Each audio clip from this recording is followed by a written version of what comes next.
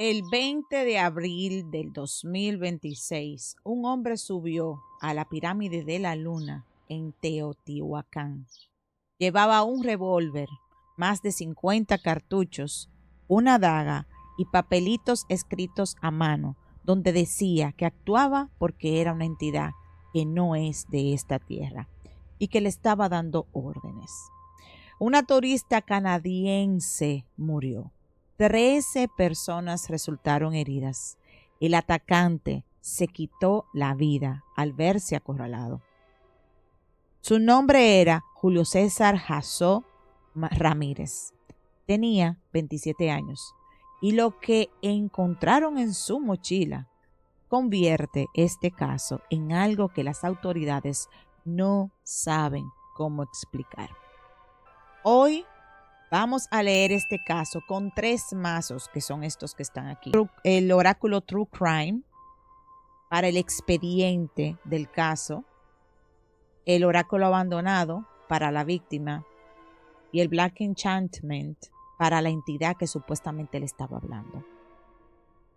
Quédense hasta la tercera tirada, porque lo que este mazo va a revelar sobre esa entidad les va a dejar sin palabras. Y la última carta va a ser increíble. No voy a delatar nada, pero cuando la vean van a entender por qué este sitio sigue siendo peligroso hasta el día de hoy. Esto no fue un ataque impulsivo. 2 meses antes, el 20 de abril, Julio César hizo una reservación en un hotel cerca de Teotihuacán. Lo planeó con tiempo, lo premeditó en frío. El día del ataque llegó un Uber, subió a la pirámide, empezó a amenazar a los turistas y 10 minutos después llegó la Guardia Nacional. Lo hirieron en una pierna, quedó acorralado y luego se quitó la vida. Todo esto duró 25 minutos.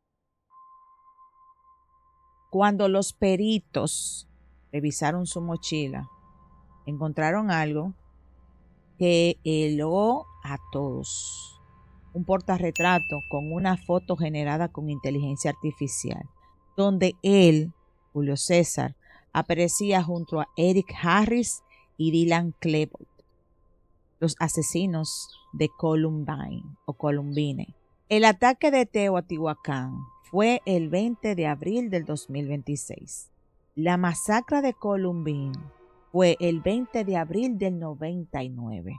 Exactamente 27 años después, en la misma fecha.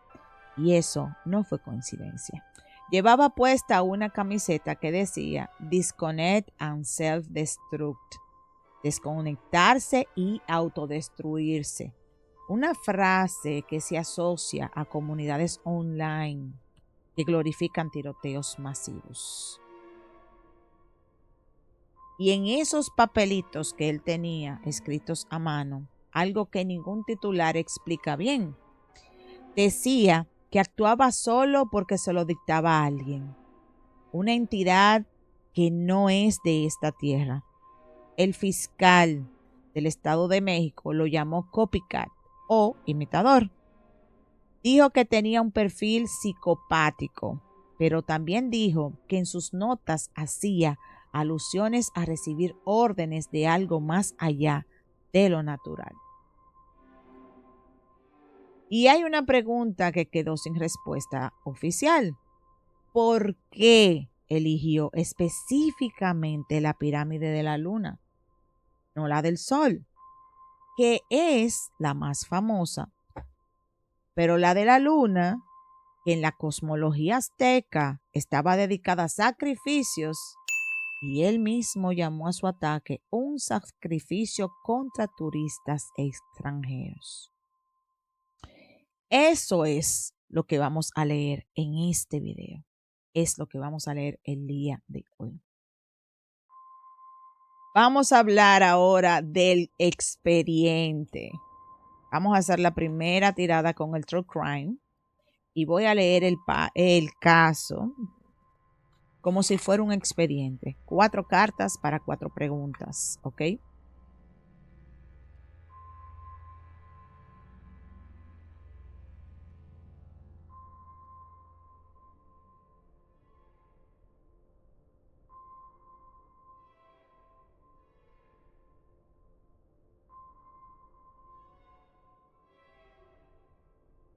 ¿Cómo fue la planeación de este ataque?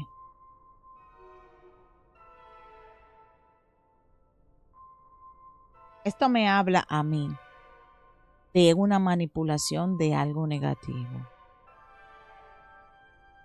de una entidad también negativa. Si algunos de ustedes están familiarizados con las conspiraciones, esto es obvio. Me habla es de una entidad negativa oscura, que literal se llama de esta manera, puede ser, no necesariamente, pero es una entidad que lo único que le gusta es el caos, el conflicto, los problemas y se nutre de esa energía. Aquí lo que me habla es de una premeditación sigilosa, lenta, meticulosa, una preparación emocional o un acondicionamiento mental de esa persona. Se tomó su tiempo, no fue algo de un día para otro, no fue que se amaneció ese día con esa intención, sino que se tomó su tiempo, poco a poco, lentamente, para cuando tocara el momento específico o el instante específico, pues atacar. Y que fuera rápido. Al final. La segunda carta. ¿Realmente esta persona actuó solo o hubo alguien que supo algo y no dijo nada? Él actuó solo. Esto me habla de que esta persona se organizó, se preparó, se mentalizó. Con esto que digo, estas 2 cartas juntas, lo que me habla es de eso, de una preparación previa, de una organización, de tomarse su tiempo, de visualizar el momento y etcétera. No veo que sea una persona que le ayude, lo veo como en solitario. La tercera pregunta, ¿qué esconden los manuscritos que las autoridades tienen, pero que no han publicado? Una advertencia. Parece ser que no es el primero, ni va a ser el último. Parece ser que esto es algo que se está preparando y van a haber más personas a futuro. Por eso no han hablado de eso. Esto me habla a mí de más oportunidades, de más momentos similares o de otro tipo de ataques de otra manera. Y por eso no lo han publicado porque no les conviene exponer esa información. La cuarta pregunta.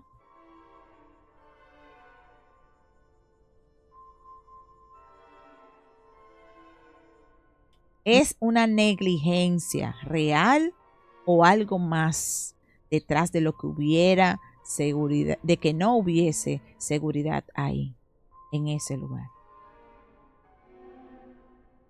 Esto me habla de causas naturales. Me habla de que sí hubo negligencia.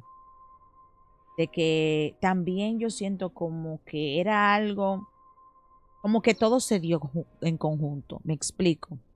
Como que era algo que tenía que suceder aprovechando la negligencia y también alguna manipulación que de alguna manera iba a ser natural. O sea, no sé si ustedes me siguen.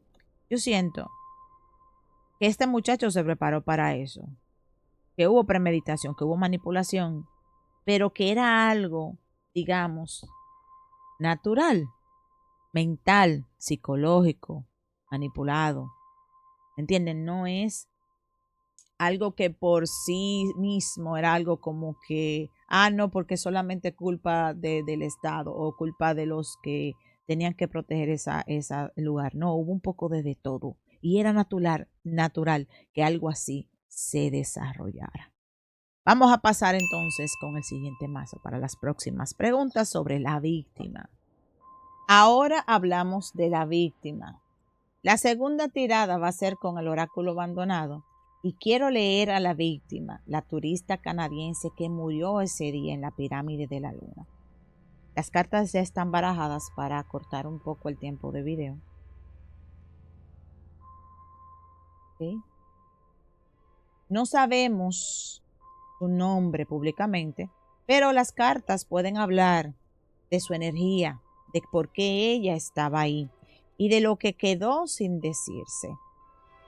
Vamos con la primera pregunta, que es, ¿quién era energéticamente esta mujer? Esta carta habla de alguien que fue amado por todos, una vida plena, una presencia que dejó huellas. Esta mujer no llegó a Teotihuacán por azar. Llegó desde un lugar de apertura, de aventura, de querer conectar con algo más grande que ella misma.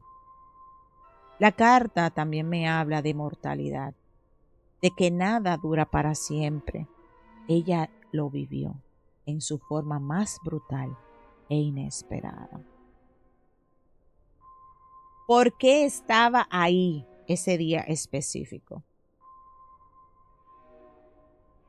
Esta carta habla del tiempo inevitable, lo imposible de detener.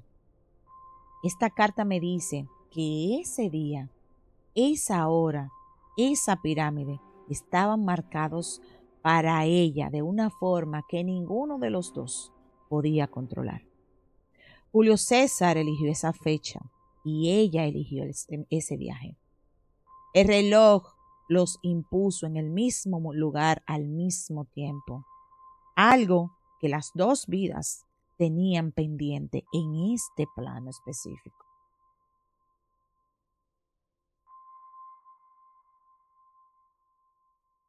¿Qué mensaje dejó ella sin decirse? Esta es la carta del mensaje desde el más allá. Asunto sin resolver, un aviso que no llegó a tiempo. Esta carta me dice que ella tiene algo que decir, algo que quedó interrumpido. Puede ser un mensaje para su familia, para alguien que le esperaba. También me habla de represión o de memorias reprimidas que van a salir a la superficie, de miedos que no se expresaron. Hay algo en este fallecimiento, en esta muerte, que todavía no está en paz. Es como que si lo miramos de allá para acá, es como que algo me lo dijo, yo lo sabía, lo percibí, que era mi momento, pero no lo vi que llegaría a este final, así como que lo estoy sintiendo ahora. Vamos ahora a hablar sobre la entidad en específico. Vamos a sacar el siguiente mazo. La tercera tirada, esta es la que más me interesa a mí del caso total. Julio César escribió en sus propias palabras que actuaba porque una entidad que no es de esta tierra le estaba dictando órdenes. El fiscal dijo psicosis, pero yo quiero que el Black Enchantment hable directamente sobre la presencia en sí que él menciona. Teotihuacán tiene miles de años de historia como sitio de sacrificio. La pirámide de la luna específicamente estaba dedicado a Chalchiuntlicue, que es la diosa del agua. Si hay portales energéticos en algún lugar de México, Teotihuacán es candidato número 1. Y Julio César eligió específicamente ese lugar.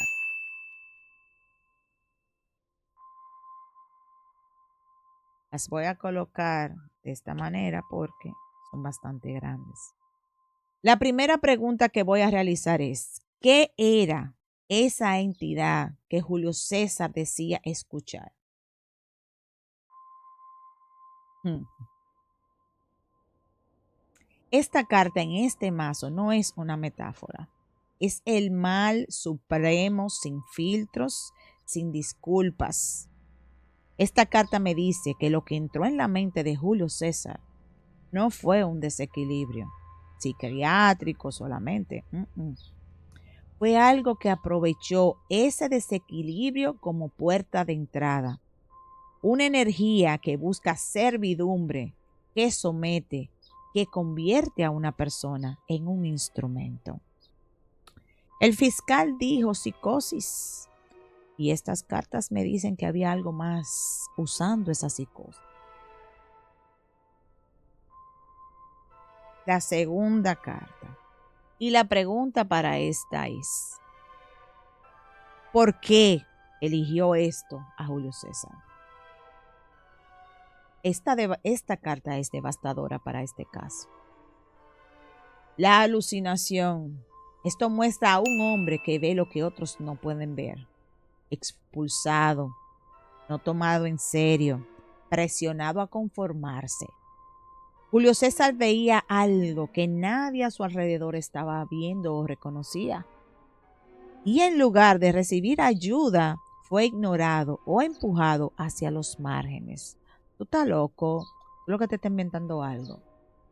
Esa soledad, ese no ser visto, fue exactamente la vulnerabilidad que algo oscuro aprovechó. Lo que ven lo invisible son los que están más expuestos cuando no tienen protección. Y esto me lleva a la tercera pregunta. ¿Esa energía sigue activa en la pirámide de la luna y sus alrededores? Esto me habla de un portal que se abrió y que no se ha cerrado. Aquí hay algo que sigue tratando de hacer contacto. Esta carta es una advertencia directa. Lo que Julio César activó en ese lugar no fue con él. Teotihuacán ya tenía miles de años de energía acumulada, de sacrificios reales. Lo que pasó el 20 de abril añadió una capa más a lo que ya estaba. Y ese lugar sigue activo. Y hay personas que van a visitar esa pirámide sin saber lo que están pisando. Las cartas mostraron lo que los informes oficiales no están explicando. La elección del lugar no fue aleatoria. La fecha no fue aleatoria. La palabra sacrificio en sus propias notas tampoco fue aleatoria. ¿Fue Julio César un hombre con una enfermedad mental que encontró en Columbín su inspiración? Sí, probablemente. Pero este mazo no me mostró solamente una psicosis. Me mostró una mente vulnerable que fue encontrada y usada. Y una víctima cuya carta del Phantom está por aquí donde te... De Phantom me dice que todavía tiene algo pendiente en este plano. Aquí hay muchas preguntas que siguen abiertas. ¿Qué decían exactamente esos manuscritos que las autoridades no han explicado? ¿Qué comunidades online le estaban alimentando a él toda esta situación no mental? ¿Y qué pasa con la energía que hay en ese sitio ahora? Si quieres que investigue un caso específico, déjalo en los comentarios. Yo hago el expediente, hago la lectura y lo traigo aquí, sin filtros. Así que suscríbete si llegaste nuevo. Aquí no hay angelitos ni predicciones de amor. Aquí leemos lo que la mayoría no se atreve a leer. Nos vemos en el próximo, nos vemos en el próximo episodio. Hasta luego. Bye.